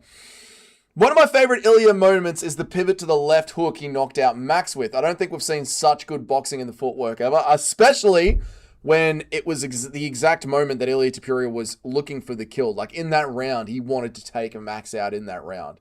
His brother turns to him at the end of the second round and says, we've got to finish it here. And Ilya's like, yeah, let's do it.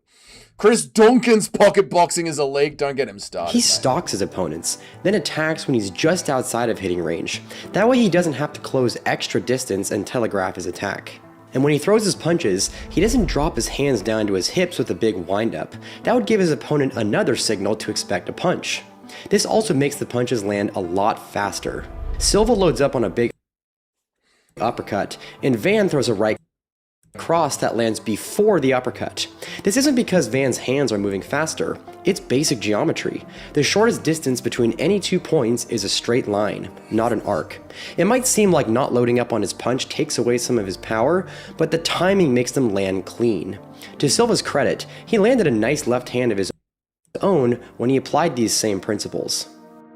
What makes... We can find better. We can find better, chat. We can find better. Let's have a look at some boxing. Howie and Gary count as long strikers.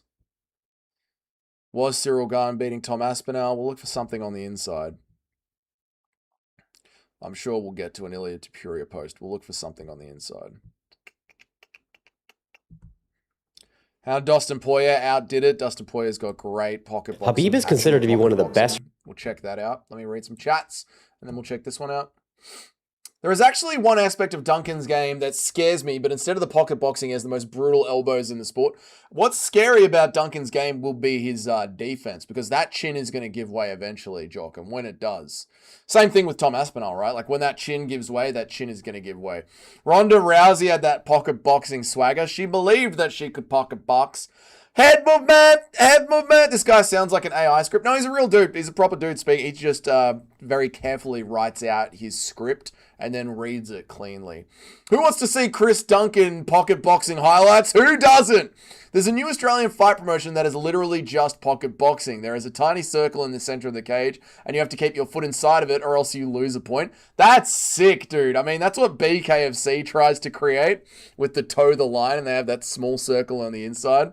Put the Aspinall one on. All right, let's have a look at the Aspinall one, which was Cyril Gane beating Tom Aspinall. We'll chuck that one on, and then we'll go back to whatever I was just looking Was at. Cyril Gane really beating Tom Aspinall? Let's take a closer look. Tom On the inside. Aspinall often stays at a very safe distance and light on his feet. When he's ready to attack, he loads all of his weight onto his back foot and lunges forward. With that chin in the air. Sorry to pause it, but Aspinall's chin. You see, this is the problem, right? Aspinall's launch. And tall guys do this. This is what I was saying about Tate during the Tate breakdown as well. Tall guys are always looking in over their shots. Always. For some reason, shorter guys know to tuck their chin. I don't know why, but tall guys are so confident with their chin out in the air, especially on that forward inside-out movement, which is why Izzy, as he's getting older, keeps getting caught by shit. Who wants to see Chris Duncan? We did that one. There's a new... We did that one. We did that one. We did that one. I really want to watch pocket boxing. I don't care about anything else. Go watch the Dirty Boxing League. It's really good. You're 100% right, Dougie's defense isn't great. That's why I don't want him fighting absolute kickboxing snipers. Yeah. Is Chris Duncan going to be able to out-career his chin? Like, you know how when we talk about Marab, we thought it was going to be the pace and the cardio was going to be the thing that's going to defeat him? With Chris Duncan, is his chin going to give out, or is his career going to go all the way? That's the race that he is in. The real best base for MMA is pocket boxing. True. Can you do an impression of Angel Jablee stinking in a fight? Come on, break. Get on the inside, sir. Come on, get on the inside. Why don't you want to? Come on, let's throw it down. It's the last 10 seconds, sir. What do you mean? Why is everyone leaving? What's happening? I've been preparing for months for this. I haven't showered in months. Tall guys are used to leaning backwards working. They're used to just slightly getting their head out of the way. Do an impression of Tate losing a boxing match to a literal pocket in some jeans. I did not lose that fight. I learned something. Maybe God wanted me to lose. I lean back while pocket boxing. There you go. Tall guys are used to just leaning back away from the shots. That's why the chins aren't muscle memory. I know, the tall guys, because they are so long, they just move slightly out of the way, but it ends up leaving their chin right in the air. Just wait till Fight Labs breaks down Kristen Moore's immaculate striking. It's so fucking clean, mate. This one's for the pocket boxing stream. Who knew we'd be having a pocket boxing stream today? People talk about Ilya's KO against Holloway, but the huge bright red welt on Mac's stomach needs to get mentioned more. Like every time Ilya hit it after it made Max flinch like he got shot. Yes, but also Max was doing really well in that. I think Max won the first round, was it? Max's low kicks were chewing up Ilya's legs. Chris Duncan will learn defense. No, Chris Duncan will not learn defense. No, he won't. He won't. Him with the right hand. His ridiculous speed made this extremely Tom on the outside again with that big chin up. Effective in previous fights, but Cyril Gane exposed some of his flaws. Pay attention to his footwork. He bobs back and forth to a rhythm, then suddenly stops. This is a huge tell that he's about to attack, and Gane was very prepared to defend the right hand. Fingers, by the way, fingers. Either by fingers pivoting slightly to the inside with a high guard, or simply getting out of range. What's even more problematic is Aspinall's positioning. Tommy's chin. While he lunges in. He's completely squared up, and his chin is in the air.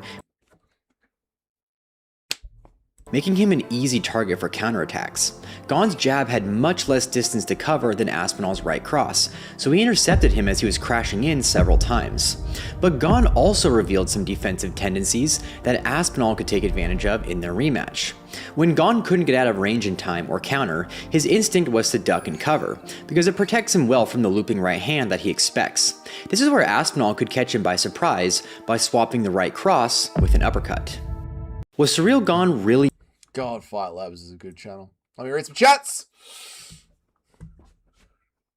Muhammad Ali actually revolutionized tall man defense with the rope-a-dope.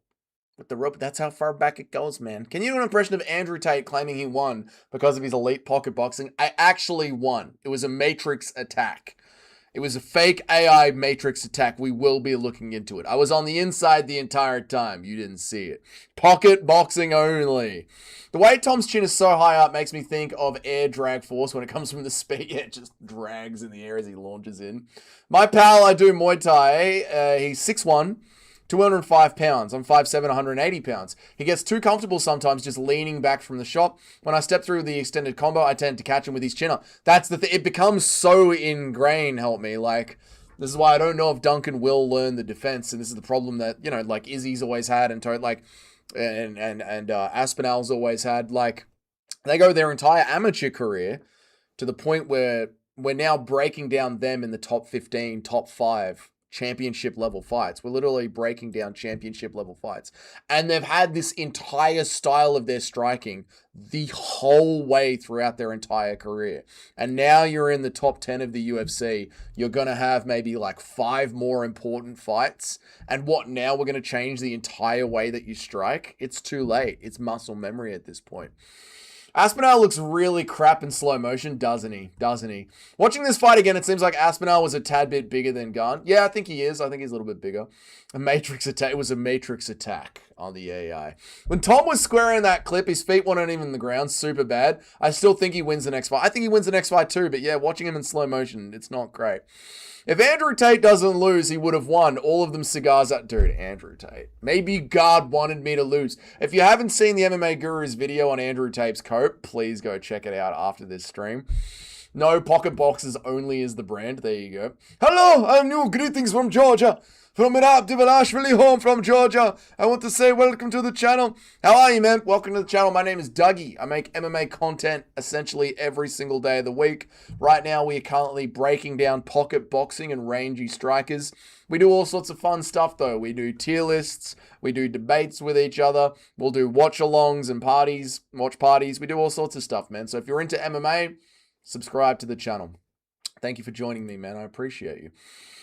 If fighters were good at range, he picks them on the inside and picks his chin all the way up. I don't know what you're saying.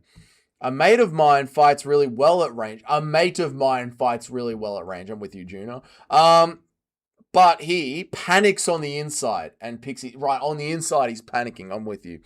Tom can't run full sprint because he's going to get flipped over in the air. When Tom Aspinall's running, he just takes off. Duncan is good at covering up and trying to roll, but the guy doesn't move his head at all in range. It scares the shit out of me. I mean, that's why he's always in sick wars, right? Because his head is right there to get hit. Tyson Fury beat Deontay Wilder while being a fat alcoholic with depression. Tate was saying his entire world didn't exist leading up to the Chase Damore fight. Chase Damore is a reality TV guy who fights on Misfits. Misfits is literally known as the clown promotion. Tate said he was a 4-time world kickboxing champion whose last fight was 5 years ago, not 10 years ago, by the way. He's just straight up lying about that. He said he was perfectly prepared and that his entire world ended on the date that he was meant to be fighting Chase Damore. He said he took it as seriously as possible. He was in perfect physical condition. Andrew Tate is a fucking joke. He's a joke of a fighter. Yeah. His fighting is a joke. The man could sell ice to Eskimos. When are the awards? Oh, sorry, brother. We did it at the start of the stream. We're just going back and having an argument over pocket boxing. No, not from the state, but from the country, from Georgia. 2 different current UFC stars, Ilya and Marab. Well, shout out to the country of Georgia, brother. To Ilya and Marab. Welcome, dude. I'll bring up the awards for you, mate, because we did cover them at the start of the stream. So I'll bring them up for you to have a look over. There you go. They were the UFC MMA, ESPN's MMA awards. Where am I up to?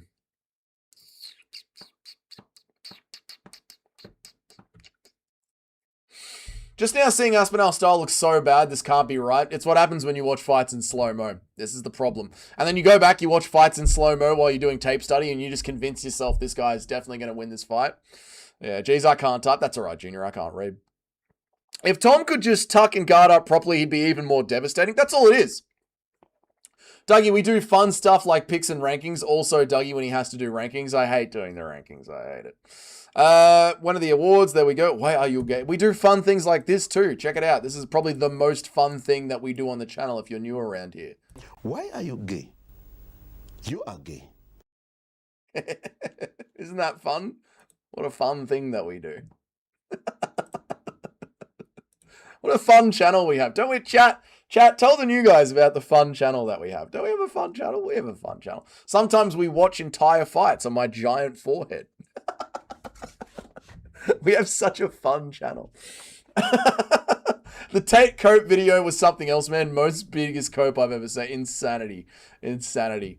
Would you rather be born in Finland or Sweden? Ooh. Sweden. That old Viking blood. Didn't he remove his 4-time kickboxing champion from his Twitter bio, even his last fight 5 years ago? He was getting hit hard, but the other dude gassed out and quit. Fighting would be easy in slow-mo.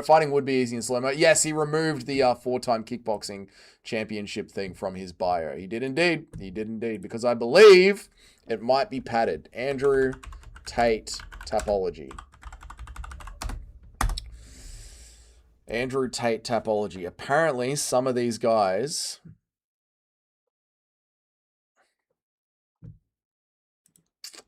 Right, this is Andrew Tate's Tapology.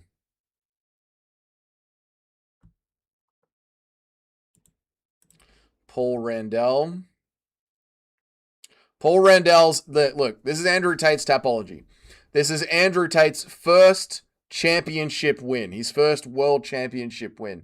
It is against Paul Randall. This is Paul Randall's Tapology page. Paul Randall doesn't have a photo. Paul Randall doesn't have a record. Paul Randall doesn't have a date of birth. Paul Randall has never weighed in. Paul Randall's only fight is against Andrew Tate. Other than that, Paul Randall does not exist.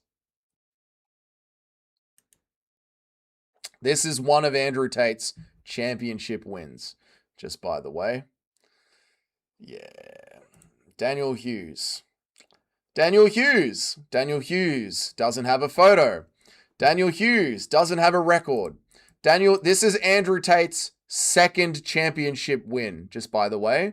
This is Andrew Tate's second championship win against Daniel Hughes.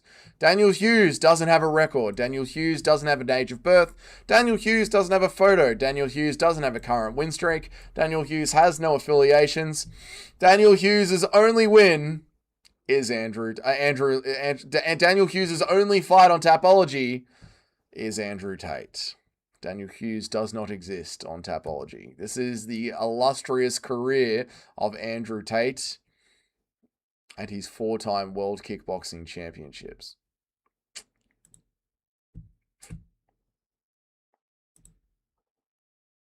We move on and read some chats. What do you think about Alexander Topuria? I think it's time to give him someone in the top 15. I don't think so, Nico. I think Alexander Topuria has had 2 fights in the UFC. One of them against a short notice Australian who was clearly not ready to be there. Alexander Topuria is fighting at featherweight or bantamweight, is it? That's the sort of division where you need to get a couple of wins together. So I would like maybe to put together a 3 or a 4 fight win streak before we talk about the rankings. Tom kind of Morales maxes genetic mogging, but Garn's background is being a rejected athlete, so he's got the genetics to match. This is true. This is very, very true. It's very true. How long have we been gone for, chat? About an hour and 45. You want to talk about age? Foreman came back to boxing after a 10-year layoff, got the heavyweight belt at age 45. Just how bad is Tate? Look at Randy Couture. Randy Couture took years off, came back and won the heavyweight belt. Alex Pereira is going into his late age. Look at Jan Blachowicz going into his late age. The big Brazilian dude, Alex Pereira's coach. Glover Teixeira, late age. Daniel Cormier beats Stipe Miocic at 38, 40 years old, late age. Like in the heavier weight classes, 40's really not that old. Watch out, Dougie's struggling's reading English for 37 years and has become fluent in Vietnamese in 2 weeks. I'd do anything for my future Vietnamese wife. We have experts in chat, especially in pocket boxing. We talk pocket boxing almost exclusively. And it looks like Toad has left. But we do talk pocket boxing almost exclusively. Where am I up to? If Garn didn't put his dirty brown fingers in Tom's eyes, he would have been taken down and subbed or TKO'd in the first round. We don't know, M4 operator. It was a very close round that Garn was winning. Americans, some say we have the most fun on MMA. Oh, right. Some say we have the most fun on MMA YouTube. The most fun. American fun. Good old-fashioned fun. W Stream, thank you, Mitch. Alexandre is a bruiser version of Tapuria. The head and the arm throws are really cool to see, and the main thing he needs to do is to get significantly better is to know when blood is in the water. That is true. He needs to work on his finishing abilities a little bit. One Georgian said, if Cyril Gane beats Tom Aspinall, I'll draw a croissant on my body. Okay. I mean, you never know how the rematch is going to go. He might win, Nico. I fought for Iska a while back. It's good for amateur bouts, but it leaves Monturo Brendo desired in professional bout. It leaves a lot to be desired in professional bout. Yeah, it's an amateur league. Iska is an amateur league. It's an amateur. Andrew Tate is a 4-time world amateur champion. Yeah. Thoughts on the one and only Paul, the one and only Paul Robinson? Andrew Tate has got the great Paul Robinson on his Tapology, I know. They're really looking forward to see more of Tate's career exposed, I know, mate. I know. Daniel Hughes is a ghost, a shadow, a ninja. The only man to get in the cage with Andrew Tate and push him. The great Daniel Hughes. How are you, Don Calamari, you beautiful Perth bastard? How are you, mate? Happy Christmas Eve to you, brother. Isn't the promo that Tate fought in the kickboxing equivalent of below Bellator, aka practically just regionals? Yes, essentially it's just regionals, yeah. Haddon, Wellmaker, or Tapuria? I hate the rejective athletes narrative, it's just stupid. Haddon or Wellmaker versus Tapuria? Cody Haddon or Wellmaker? Oh, yes! For Alexandre Tapuria's next fight. Yes. Exactly, yes. Wellmaker. Or Haddon, either one. Yeah, Haddon's perfect, actually. Haddon's had 2 fights in the UFC, took off 2025 with a broken foot. Get Haddon back in there early next year in the Sydney card. Alex Tapuria again. He's fought in Sydney before. Yeah, perfect. Yeah, perfect. Absolutely perfect. Should Alexandre Tapuria fight Bryce Mitchell? No, Bryce is a ranked featherweight moving down. Has gotten 2 good wins. No, Bryce should be looking at the rankings. Imagine Ra Rosas with Tom's chin tendencies. Shit would look like one of the artillery guns on a battleship pointing it. At the end of the day, I can't put my chin down because it's merely too big. Would Anderson Silva be favored odds-wise against Tate? Yes. Oh my God, yes. Anderson just won at 50 years old. Look at John Jones at 37. He's old and slow. Yeah, that is true. Did you see Yoel Romero call out Anderson Silva? Scary fight for Silva. Yoel Romero, no, Anderson should not fight Yoel Romero. God, no. Jones has still got 4 more minutes of cardio. That's it. That's the problem. Andrew Tate has got no cardio and he doesn't know how to throw a punch. That's it. I mean, that is what it is. Andrew Tate has got no cardio and he doesn't know how to throw a punch. It's really that simple. It's really that fucking simple. People say it's complicated. No, it fucking isn't. They need to shut the fuck up. They're controlling society, and they need to be imprisoned for the most part, and we would be living in fucking paradise. It's really that simple. Andrew Tate can't fucking box. It's really that simple. Oh, man. It's really that fucking simple. Say, Alpeg, you have a good one, man. Merry Christmas. Tomorrow's stream, we're going to be opening Christmas presents with MMA fighters in my own special Dougie's Corner way. Where am I up to? By the way, if you're new here, this is the outro music. This means the stream's going to end soon. That's what this outro music is. Welcome to the outro music. It signals we're towards the end of the stream. Usyk is 38, looks unbeatable. Dubois is an absolute phenom, and Usyk just made that fight so technical it didn't matter. True, brother. True. Andrew Tate just isn't and never was an athlete. Yeah, he's a gym bro. Andrew Tate is a gym bro. We know, man, Tom shot a takedown and gun stuck his fingers in Tom's face.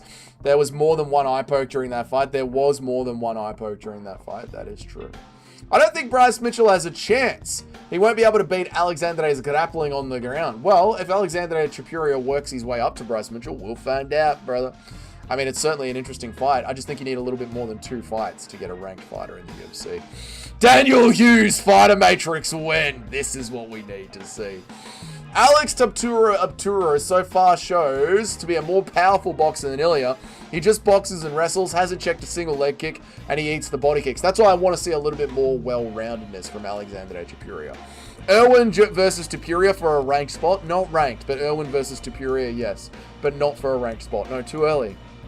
Those divisions are so deep, you need a 4 or a 5 fight win streak to get ranked. It should go Alex Topuria versus Haddon, then Wellmaker versus Saeed, then a ranked fight, considering he wins all 3. Yeah, 3 or 4 or 5, honestly, with how deep the division is, but something like that. Something like that, yeah. Catch Your Legends, there we go. What time's the Christmas stream? It'll be in the morning, so it'll be like 10 o'clock. Aussie time, 10 o'clock. I don't know what's wrong. I did 2 rounds with my boxing coach every day for months. God made me tired before round 3. No excuses, but I don't know what was wrong. God wanted me to lose. Merab will regain the belt in the trilogy, defend it several times, and then when Alexander arrives, he will hand over the inheritance. It's the perfect ending to the film. I like it, Nico. I can't wait for the Merab versus Piotr Jan rematch. Hopefully Merab gets it, Nico, but I've got a feeling the UFC wants Sean O'Malley versus Jan 2 first. So hopefully that doesn't happen. See you, Davidson Figueroa's fan page. You should do a spin-off show on boobs and name it Jiggles Corner. Get more views than this. Dougie, you heard about yes. Who, in your opinion, should Alex Topuria fight next? I like the Ethan Irwin fight. I like that. That's a good one. All right, chat. Thank you so much for joining me. I appreciate every single one of you. You're the best live stream community on MMA YouTube. I will be live again tomorrow around 10 a.m. Australian time. Convert accordingly for Christmas. It'll be a special Christmas stream. I've finished off all the boys in the chat. There's 14 lads in here, and I've finished off every single one of you. If you're American and Canadian, go and get some sleep. If you're an Australian, you have an amazing afternoon. And if you're from Europe and Georgia, shout out. You have yourselves a great day. I will see you guys tomorrow. Thank you all so much. I appreciate you guys. Awesome stream. Mwah. Goodbye. See you.